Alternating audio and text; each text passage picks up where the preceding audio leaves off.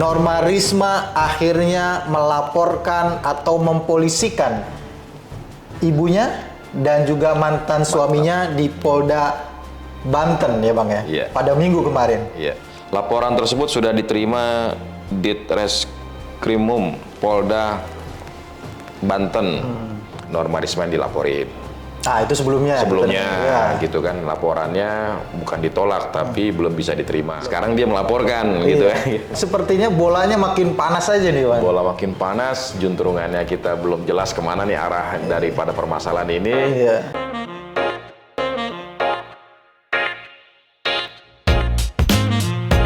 Assalamualaikum warahmatullahi wabarakatuh. Kembali lagi di YouTube channel Halo Pengacara. Apa kabarnya sahabat Halo Pengacara? Semoga baik-baik saja ya. Dan pada video kali ini kembali Halo Pengacara akan memberikan informasi dan juga ulasan hukum terkait dengan isu yang sedang viral di masyarakat yang menjadi perbincangan hangat di masyarakat, baik di media massa maupun di media sosial. Bersama Bang Nasrullah Nasution, kita akan mengulas terkait dengan isu lanjutan terkait dengan Norma Risma. Ya. Norma Risma akhirnya melaporkan atau mempolisikan ibunya dan juga mantan suaminya di Polda Banten ya Bang ya? Iya. Pada minggu kemarin. Iya. Abang mendengar gak berita itu Bang? Iya. Terima kasih Bang Heri ya. Ini kasus yang menarik ya. Ketika perkara atau permasalahan masuk ke ruang publik dan mendapatkan reaksi dari banyak orang, tentunya ini menjadi perbincangan yang hangat gitu ya. Akhirnya mulai bermunculan lah para pihak yang disebutkan namanya dengan beragam kreasi dan aksi hukum tentunya dalam hal ini ya. Kita sempat dengar, sempat baca berita Norma Risma yang dilaporin. Ah, itu sebelumnya. Gitu kan, laporannya bukan ditolak tapi belum bisa diterima. Belum lengkap karena belum ada somasi gitu ya. Akhirnya disomasi Norma Risma. Iya. Setelah disomasi ternyata ya sekarang dia melaporkan gitu ya. Tapi sebelumnya yang menarik lagi Bang, itu yang viralnya kita sudah publish juga adalah munculnya surat pernyataan Bang. Ada surat pernyataan pula yang diduga itu dibuat oleh ibunya Norma Risma yang mengaku diancam katanya sama mantan suaminya si ibu sama si anaknya ini. Ini yang sepertinya bolanya makin panas aja nih Bang. Bola makin panas, juntrungannya kita belum jelas kemana nih arah daripada permasalahan ini.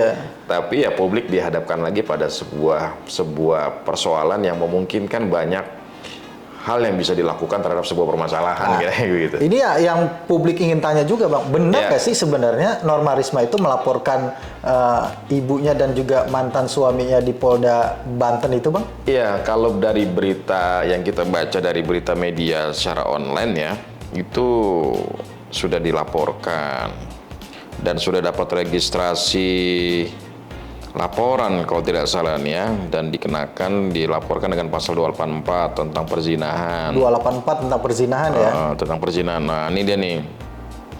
Laporan tersebut sudah diterima Ditreskrimum Polda Banten dengan nomor laporan LP-19/B-1/1/2023/SPKT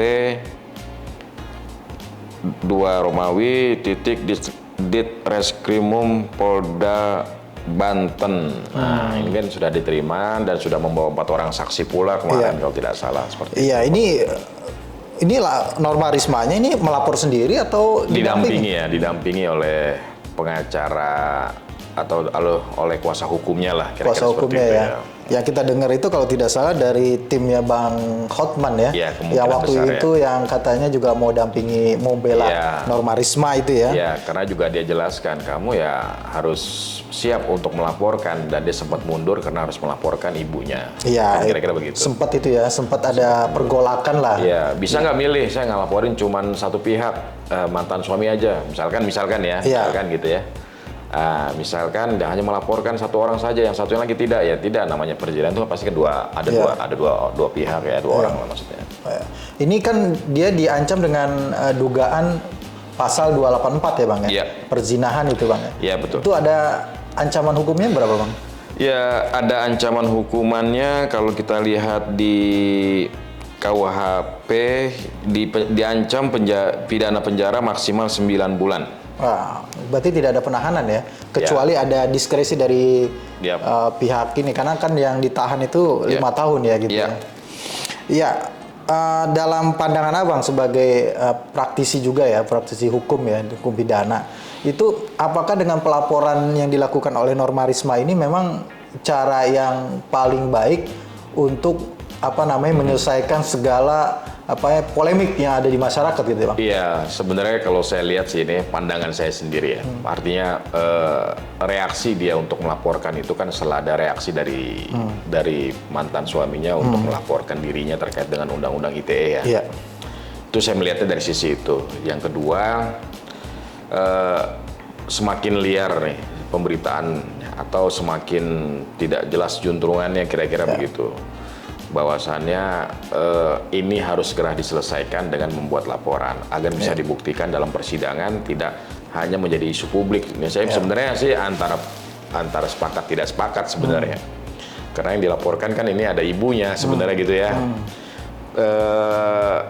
Kenapa? Ya tentunya dalam hal ini dengan melalui jalur hukum kita harapkan yang selama ini menjadi isu publik kebenaran terkait dengan perselingkuhan itu benar atau tidak, ya perzinahan itu benar atau tidak bisa dibuktikan, kan gitu kira-kira ya.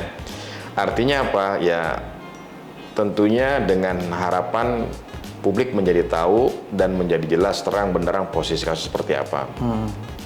Yang kedua, ini yang menarik adalah statement yang pernah disampaikan oleh pihak mantan suaminya, kalau tidak salah nih Bang ya, pernah ada sebuah kesepakatan. Bahwasannya antara mereka tidak akan membawa ini ke publik lah ya, atau ke jalur hukum. Nah ini akan kita uji lagi kesepakatan terkait dengan delik aduan ini apakah kuat ketika itu dimajukan dibantah gitu ya dengan membuat pelaporan. Nah ini coba menarik.